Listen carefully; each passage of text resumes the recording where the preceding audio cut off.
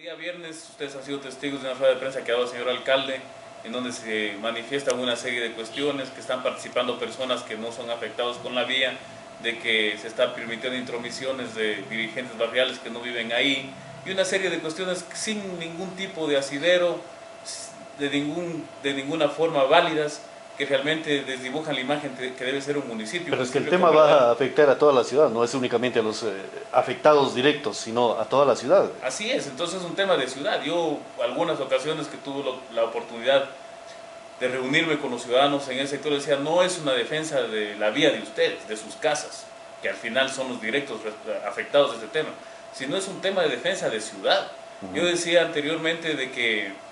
aquí se impone por parte del ministerio y el municipio acepta lamentablemente sin ningún tipo de argumentación, y eso también nos llama mucho la atención de que sabemos que en las esferas gubernamentales, ni el propio prefecto, que es vecino del municipio de Loja, tenía la información, ha conocido la realidad del tema, ¿no? Entonces, una vez de que hay esta circunstancia de que no son 3 o 4 personas las que están opuestas a la vía, y verificando la realidad de los hechos, recorriendo, no se necesita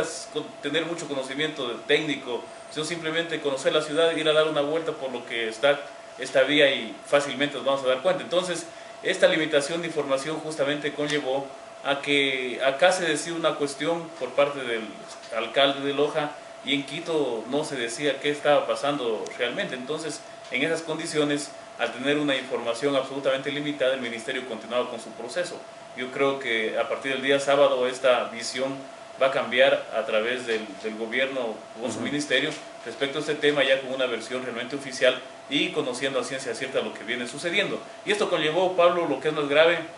de que a través de este engaño, y un poco aquí sí quiero decir, en mi caso no sucedió, porque ustedes conocen, yo voté en contra de esta ordenanza, fue el único voto que inicialmente se opuso a esta ordenanza porque por las consecuencias que iba a tener de que hayamos presentado sí ya un proyecto para justamente derogar esta ordenanza, en la cual afecta este margen de protección de 13,50 metros, más 5 metros adicionales más de retiro para construcción, que en definitiva determinaba de que muchas de las viviendas... ¿Cuándo se va a presentar esta derogatoria de la ordenanza, doctor? Ya el día de la sesión presentamos, con 2 compañeros más que presentamos esta ordenanza, el doctor Joana Huizac y la doctora María Cristina Meneses, se han sumado algunos otros concejales. Sí creo de que ya viendo la posición de la ciudadanía respecto a este tema, el avance justamente y conociendo la información, creo que va a haber un reflexión por parte de los... un proceso de reflexión y que en definitiva va a conllevar a que podamos solucionar este tema lo antes posible. Doctor, esa es la revocatoria de la ordenanza, o la ordenanza simplemente, la derogatoria de la ordenanza. Pero ¿qué pasa con la resolución última de la sesión, doctor? ¿Qué pasaría allí? Jurídicamente, ¿qué pasaría? Bueno, jurídicamente hablando, yo pienso que la resolución carece de legitimidad. Primero porque esto se aprobó con 4 votos. Hay que decir que 4 votos de 11 concejales no es la mayoría. Aquí lamentablemente sucede una práctica que ya viene siendo concurrente en el municipio y que en base a esa práctica se viene causando perjuicio a la ciudadanía. Pasó ya en el tema del agua potable, en donde el alcalde, para empatar la votación, vota 2 veces. Una vez, exactamente, y corresponde nuevamente un voto dirimente. O sea, no existe un ciudadano en el mundo de que en cualquier organización, de cualquier tipo que sea, tenga 2 votos, es decir, vote para empatar y nuevamente vote para la dirimencia. Se está haciendo una mala interpretación del artículo 319, segundo inciso del COTAD, que establece de la dirimencia del voto, de tal manera de que habrá que corregir este tema, y como digo, fue una decisión tomada por minoría y que lamentablemente por esta práctica se adujo de que ha existido una aprobación de la resolución, y para mi modo de ver carece de legitimidad y habrá que tomar las acciones legales a nivel constitucional si el caso lo amerita. Sin embargo, de aquello... ¿Revocarán la resolución, doctor? Sin embargo, de aquello creo que lo correcto es revocar también esa decisión, y ojalá, como digo, ya se trata de un poco la posición que vayan a tener al interno del cabildo los restos de concejales respecto a este tema, y como en derecho las cosas se deshacen tal como se hacen, pienso que es procedente si llegaríamos a plantearlo, y fundamentalmente si se puede lograr un consenso en cuanto significa la posición que con su voto tendrá que asumir cada concejal, plantear aquello para justamente revocar esta decisión. Doctor, ¿pero qué se busca, por ejemplo, revocando y derogando la ordenanza y revocando la resolución del municipio de la sesión última? Pienso que ser coherentes con el requerimiento ciudadano. ser coherentes y cuidar los intereses del pueblo de Loja a través de su desarrollo urbano. El hecho de que se revoque la decisión de autorizar al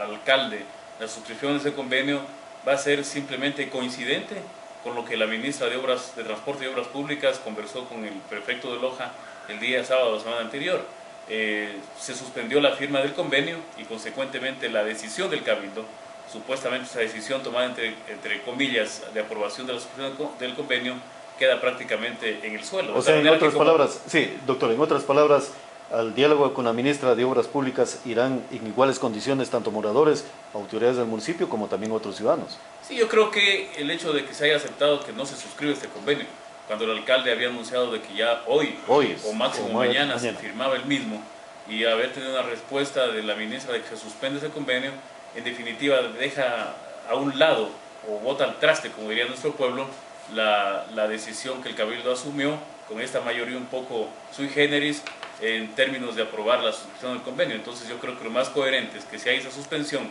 que un poco el señor prefecto, por respeto justamente como él lo señala, la decisión del Cabildo indicó que es una decisión de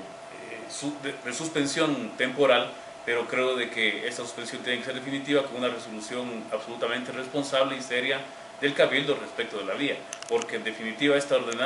resolución lo que establece es la firma de un convenio en las condiciones como se estaba planificada la vía, y entendemos de que la sesión que se va a sostener posteriormente ya en Quito sobre este tema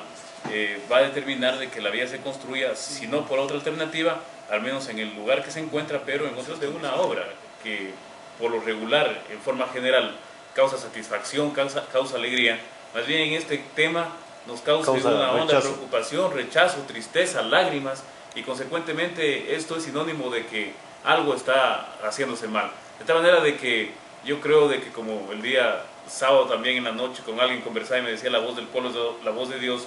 y esa sabiduría popular nos conlleva a determinar justamente lo que sucedió el día sábado. Y esta respuesta se ha dado con el eco que ha tenido a través del propio presidente de la República en su visita acá a Loja, que a decir de quienes estuvieron presentes con el primer mandatario del país, han indicado oficialmente, el propio gobernador, el propio prefecto, de que fue el presidente de la República quien expresó de que si es que esta vía está causando demasiados problemas en su construcción, en su ejecución,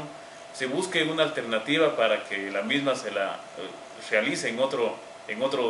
sitio, un poco más al occidente, que sería justamente lo ideal y conforme había sido un requerimiento de la ciudadanía de esos sectores. Entonces ya creo que es una respuesta bastante importante, creo que es un avance significativo, y aquello nos encamina a pensar de que realmente puede encontrarse una solución. Siempre se ha dicho y hemos repetido de que no es que no queremos que se construya una obra, más bien queremos, pero que la misma sirva para un desarrollo ciudadano, que la misma realmente permita un aporte al crecimiento urbano de Loja. Y que afecte a la menor cantidad de personas, señor doctor. Exactamente, y que afecte a la menor cantidad de personas. Y yo decía, mucho más allá, Pablo, no es solamente la defensa de las 800 familias que se asientan en toda la vía. Son los afectados directos, pero yo creo que es una afectación a la ciudad, su crecimiento urbano. Usted bien señalaba un poco antes de la entrevista anterior de que esta vía más bien va a dividir a la ciudad. Entonces, ¿de qué desarrollo urbano hablamos? ¿De qué planificación de desarrollo urbanístico, de crecimiento incluso económico a la población, si es que determinamos una vía en esas condiciones? Y lo otro es de que en realidad aquí faltó mucha información. Mucho se habló de que esta vía estaba siendo construida en su trazado, en su diseño, por parte del Ministerio de Obras Públicas a través de la contratación de una consultoría, y que en definitiva había que esperar ese diseño. Pero de las respuestas que oficialmente obtuvimos, y conforme ustedes fueron testigos, la semana anterior, el día miércoles, que tuvimos la maratónica sesión hasta las horas de la madrugada de la mañana del día jueves, demostramos de que en términos oficiales, ya con documentación dada por el propio Ministerio de Obras Públicas, la responsabilidad recaía justamente en este diseño en el municipio.